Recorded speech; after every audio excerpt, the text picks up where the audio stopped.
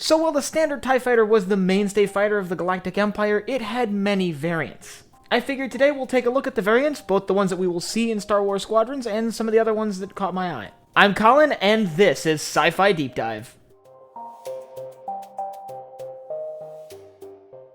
So the TIE Fighter is an icon of Imperial power. With its unique shape and sound, it became an image associated with Imperial oppression. But as many of us know, the standard TIE Fighter, also known as the TIE LN, is not the only TIE Fighter utilized by the Empire. So let's take a brief look at a few other TIE Fighters. Remember, if you enjoyed this video, head down below and hit that subscribe button. So let's start with the first TIE variant that gets a significant piece of screen time in Star Wars. And that is the TIE Bomber. As the name suggests, the TIE Bomber is a heavier variant of the standard TIE Fighter. It's built with 2 pods instead of 1 and designed to deliver larger weapons payloads to a target. We often see these either carrying out ground attack roles or engaging capital ships. But with their heavier weapons capability comes a heavier weight. And as some of you may know from my previous TIE Fighter videos, a heavier weight means the fighter is less maneuverable. The TIE Bomber was not nearly as nimble as some of the other TIE variants. As a result, it would normally have to be escorted by something like a TIE Fighter or a TIE Interceptor. As for heavy weapons complement, the TIE Bomber, along with its 2 laser cannons, could carry a variety of explosive munitions.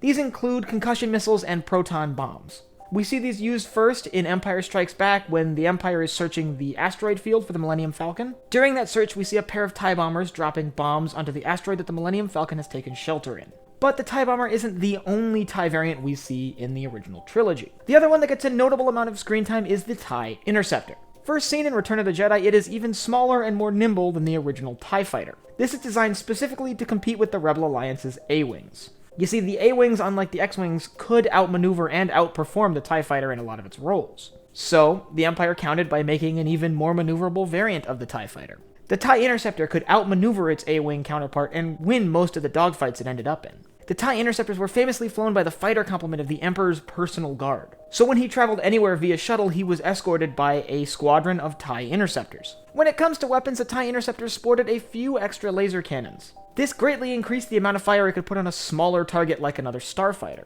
Along with that, like the A-Wing, it could carry concussion missiles. When it came to engaging capital ships, like the A-Wing, the TIE Interceptor was relatively useless. But it did fill its role like its name suggests, which was an interceptor, a fast and nimble fighter to counter what the rebels were bringing to the battlefield. Next, let's talk about 2 fighter variants that we see in Rogue One, starting with the TIE Striker. The TIE Striker is actually more maneuverable than even the TIE Interceptor. It's also remarkably fast. Its narrow wing profile and weirdly angled shape is designed for one role in particular. It is an atmospheric fighter. Unlike the other TIE fighters which I've mentioned on this list, it is incapable of operating in space. So, during battles like the Battle of Scarif that took place at least partially in the atmosphere of a planet, the TIE Striker became a very useful tool. Easily capable of outmaneuvering things like X-Wings, it was deadly in atmospheric combat. It's kind of a surprise that we don't see these more often. I assume this is because it's very narrowly specialized. There's very few situations where you wouldn't prefer something that can go in space as well. You see, if the Empire deployed these more, the Rebel Alliance could simply flee to space to avoid engaging them. But the TIE Striker isn't the only new TIE variant that we see during the Battle of Scarif. The other one we see is the TIE Reaper. The TIE Reaper is more of a transport than a fighter, but it's worth talking about because it will be appearing in Star Wars Squadrons. It generally would fill the role of both a heavy transport and a support craft for other TIE fighters. It's even slower and less maneuverable than something like a TIE Bomber, but could carry a larger payload.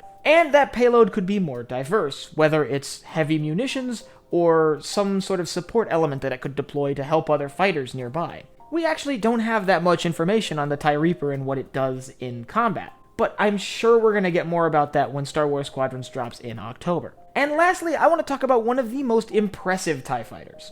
That's the experimental TIE Defender.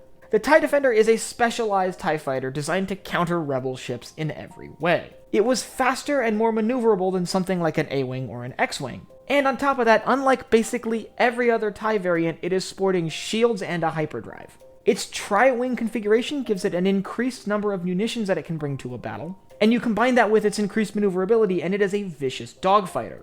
However, fairly early into this fighter's production, the facilities built to manufacture the fighter were attacked by the Rebel Alliance. These attacks left the facilities inoperable and basically stopped that fighter's production in its tracks. As a result, the TIE Defender wouldn't really see any major deployments during the entire duration of the Galactic Civil War. Were the TIE Defender a more common sight, it certainly would have been bad news for the Rebel Alliance, since this fighter could outperform basically every Rebel fighter. But all of these variants started with a single TIE model, the TIE LM, the common TIE fighter that we all know and love. And if you want to know how the standard TIE fighter and the entire TIE line in general got its start, I'll leave a link up here to my video on that. And let me know down in the comments if you could fly any of these TIE variants, what one would you prefer to fly? And if you enjoyed this video, head down below, hit the like button, the subscribe button, and the bell icon so you get notified when I upload new videos. So for Sci-Fi Deep Dive, I'm Colin, and I will see you next time.